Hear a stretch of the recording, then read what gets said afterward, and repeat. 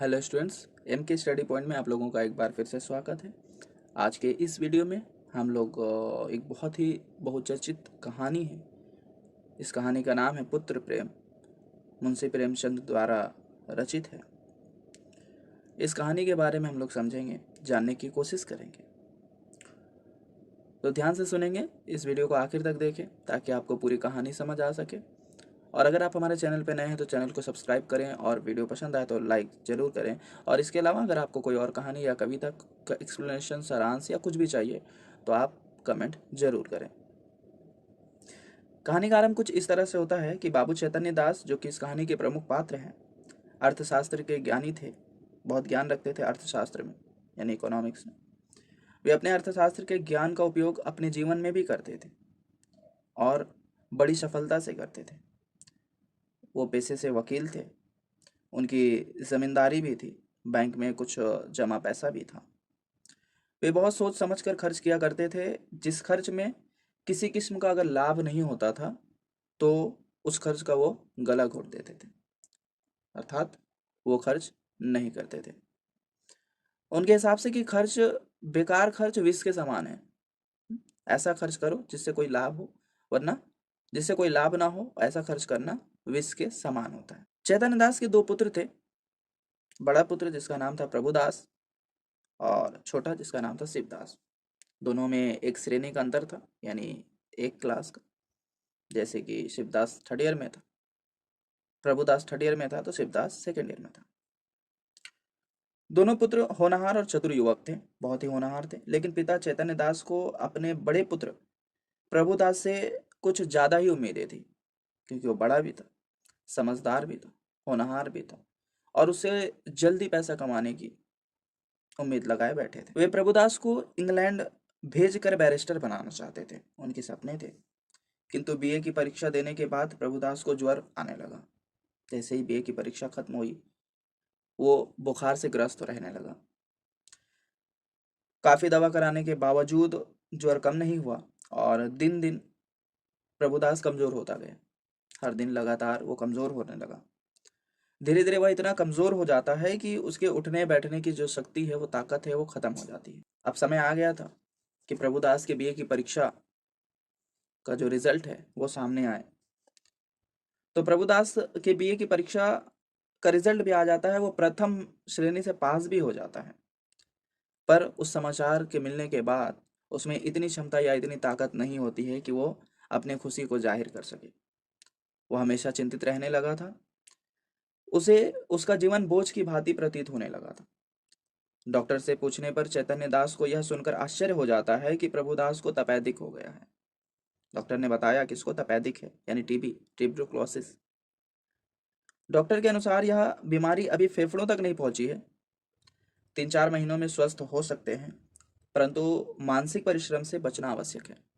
कहा मानसिक परिश्रम अगर है तो वो नहीं कर सकते, यानी पढ़ाई वगैरह नहीं कर सकते। ये बात सुनकर चैतन्य दास को और दुख हुआ।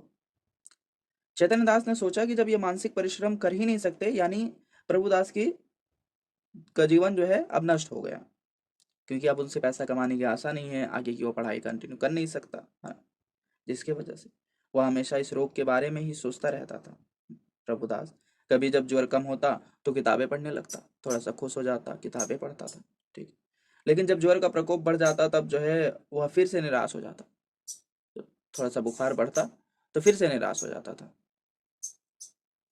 अंततः उसे विश्वास हो गया कि इस रोग से मुक्त होना असंभव है, इस रोग से मुक्ति नहीं मिल सकती। यह सोच उसने दवाओं का सेवन बंद कर दिया, दवा भी खाना बंद कर देता। खान पान के उचित और अनुचित का विचार त्याग दिया कि खाना क्या सही है क्या गलत है, उसने सब सोचना बंद कर दिया। उसमें उदासीनता आ गई थी, वो उदास रहने लगा था हर समय।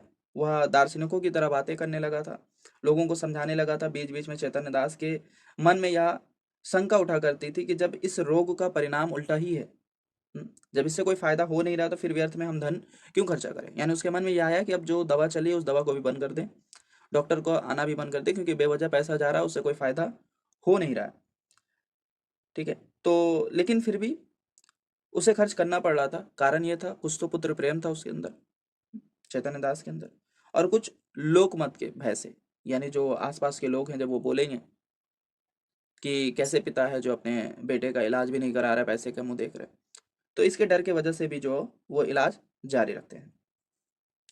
एक बार जाड़े के समय में चैतन्य दास ने डॉक्टर से पूछा, क्योंकि इससे पहले डॉक्टर कह चुके थे कि ठंड के समय में ये बीमारी थोड़ी सी कम हो जाती है।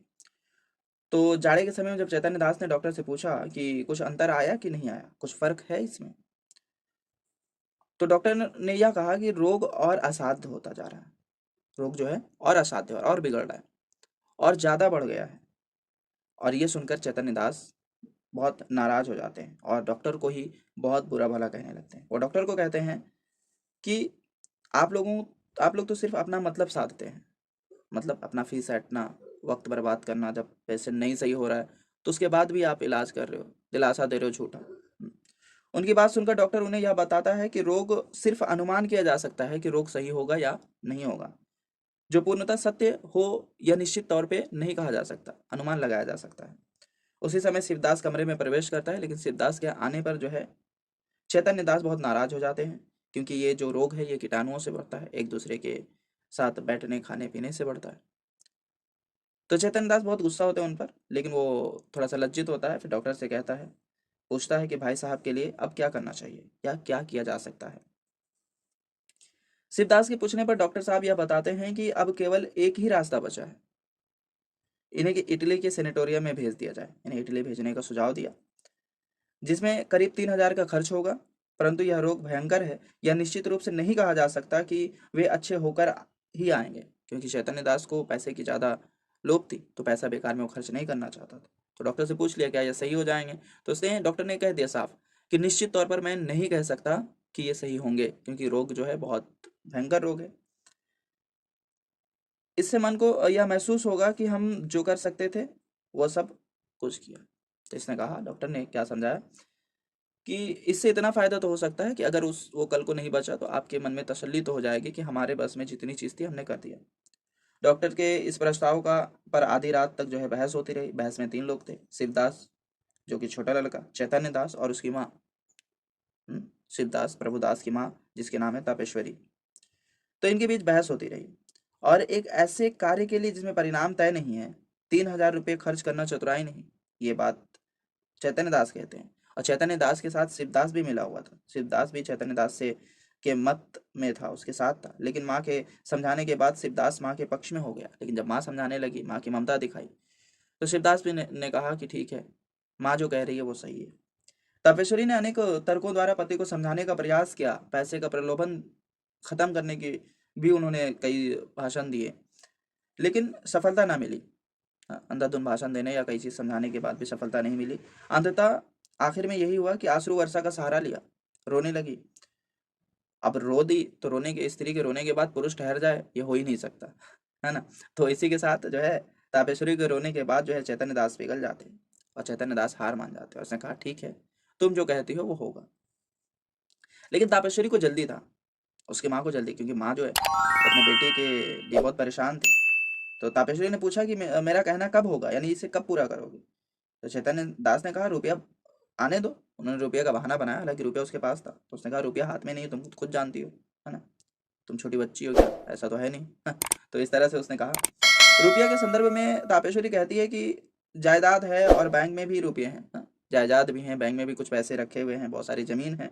यह सुनकर चैतन्य दास कहते हैं कि पुरुषों की संचित जायदाद, यानी पुरुषों का जायदाद है, जमीन जो है मेरा नहीं है, हाँ, मेरे पूर्वजों का। और रखे हुए रुपये मैं अनिश्चित हित की आशा पर बलिदान नहीं कर सकता। अनिश्चित हित जो बेकार है, जिससे मतलब कोई फायदा होने का संभावना है नहीं, तो मैं इसीलिए इसे नहीं खर्च कर सकता।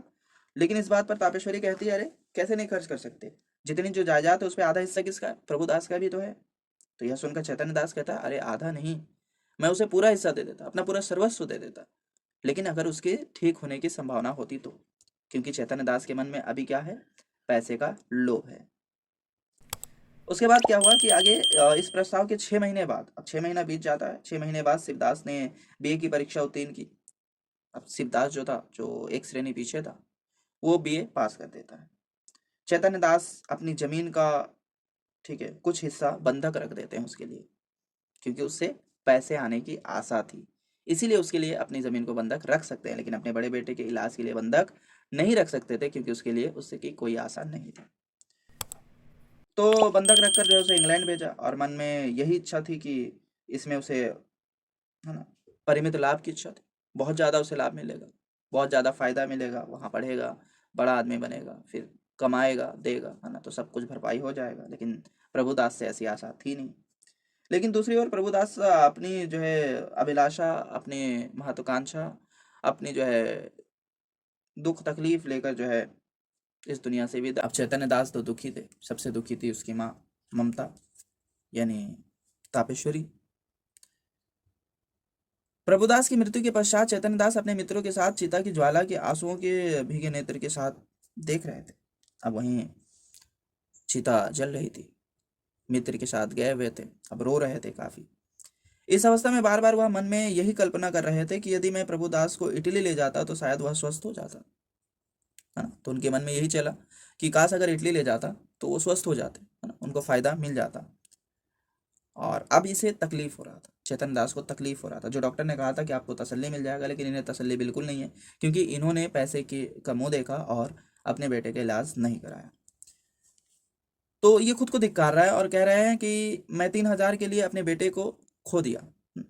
बेटा सबसे बड़ा रत्न होता है, बेटा सबसे बड़ा जो है पूंजी होता है, कमाई होता है। यह सोचकर उन्हें बहुत गिलानी होती है, खुद पर जो है बहुत लाज शर्म आता है। बोले उनके मन में के पश्चात पश्चाताप हो रहा था, उसे तकलीफ हो रही थी। तो मन के पश्चाताप के आगे चिता की ज्वाला कुछ भी नहीं थी। उससे ज्यादा ज्वाला उसके मन में जल रहा था कि काश मैं उसे दिखा देता, उसका इलाज करा देता, काश 3,000 का मुन्ना दिखता। चैतन्य दास इस सोच में थे कि तभी उन्होंने एक समूह को जो है गाजे बाजे के साथ अर्थी लाते हुए देखा। एकदम धूमधाम से बाजा बज रहा है, फूलों की वर्षा हो रही है, काफी लोग जो है भीड़ लगाकर एक अर्थी लेकर आ रहे हैं। और वहां पर जब आते हैं तो युवक के पास आकर खड़ा हो जाता है एक युवक बाबू चेतन दास के पास, और जिससे पूछने पर यह पता चला कि वे इस देहात में अपने दादा को लेकर आए हैं, देहात से शहर में आए हैं अपने दादा को लेकर के। चेतन दास के पूछने पर युवक ने बताया कि बीमारी का पता नहीं चला, लेकिन जिसने जहां बताया वहां लेकर गए, कोई कसर नहीं छोड़ी। तो उसने अपने पिता का इलाज कराया उस बेटे ने, और उसने कहा कि जिसने जहां बताया हर जगह ले गए, लेकिन किसी डॉक्टर ने बीमारी के बारे में नहीं बताया। अगर बीमारी के बारे में बताता तो शायद सही हो जाते। और हर जगह लेकर गए, हर जगह दिखाया। ऐसा नहीं कि मन में मैं कुछ उठा रखा हूँ कि मैं वहां दिखाता तो शायद सही हो जाते, जो कि चैतन्य दास करके। इतने में युवक का एक साथी भी आता है और वो बताता है कि नारायण लड़का दे तो ऐसा ही दे, क्योंकि घर की सारी पूंजी इन्होंने, जमीन, सब कुछ पिता के इलाज में लगा दिया, बेच दी सब। लेकिन काल के आगे उनकी क्या बस, समय, मौत, मौत के आगे कुछ नहीं, वो मर गया। किसी का बस नहीं कि मौत से कोई बचा सके। युवक खुशी से कहता है कि पैसा तो आज कल नहीं, है ना, दोबारा आ जाएगा। पैसा का क्या है, आज है कल नहीं रहेगा, फिर आ जाएगा। आज भी यदि कोई मेरे पिता को एक बार बुलवा दे, मतलब एक बोल सुना दे, तो मैं सारा घर द्वार उसको दे दूं, बस एक बोली सुनने के लिए, क्योंकि धन से प्यारी जान और जान से प्यारा ईमान होता है। तो बोले धन सबसे प्यारा चीज़ नहीं होता है, इंसानियत सबसे प्यारी चीज़ होती है, ईमान सबसे प्यारा चीज़ होता है। इसने कहा आज अगर उनके इलाज में कोई कसर रखता, मतलब कि कोई कुछ बोला हो कि उस डॉक्टर के पास चले जाओ, लेकिन मैं नहीं जाता, तो आज रोते नहीं बनता, बहुत रोता मैं। जब उनकी आत्मा सुख से रहेगी तो मेरा सब तरह से कल्याण होगा। तो ये बहुत खुश होता है, खुश रहता है कि कम से कम मैंने पिता की हर इच्छाओं को पूरी की। अब बाबू चैतन्य दास इन बातों को सुन रहे थे, पर वे बातें उनको तीर के समान चुभ रही थी, क्योंकि इन्होंने पैसे का मुंह देखा और अपने बेटे का इलाज नहीं कराया। आज उन्हें अपनी हृदयहीनता और निरंतरता पर ग्लानि हो रही है कि कितना हृदयहीन है, कितना मतलब खराब इंसान है, स्वार्थी इंसान है। खुद पर उसे नफरत हो रहा खुद से। इस घटना का उनके मन पर इतना गहरा प्रभाव पड़ा, जिसका हम देख सकते हैं कि प्रभुदास के अंतिम संस्कार में उन्होंने हजारों रुपये खर्च कर दिए, हजारों रुपये खर्च कर दिए, ताकि उसकी आत्मा को शांति मिले, क्योंकि आखिर में यही उपाय बाकी था, और कोई उपाय था नहीं। तो इसी के साथ जो है चैतन्य दास को ये चीज़ हमेशा सताती रही कि काश मैं अपने बेटे का इलाज इटली में करा देता, किसी तरह से वो सही हो जाते, अच्छे हो जाते। लेकिन उन्होंने पैसे का मुंह देखा और इलाज नहीं कराया, और इसी तरह से पुत्र जैसा धन को उसने खो दिया। उम्मीद है स्टूडेंट्स वीडियो पसंद आया होगा, और अगर वीडियो पसंद आया तो लाइक ज़रूर करें, और कमेंट में भी अपना राय दें, और सब्सक्राइब भी करें। Thank you so much.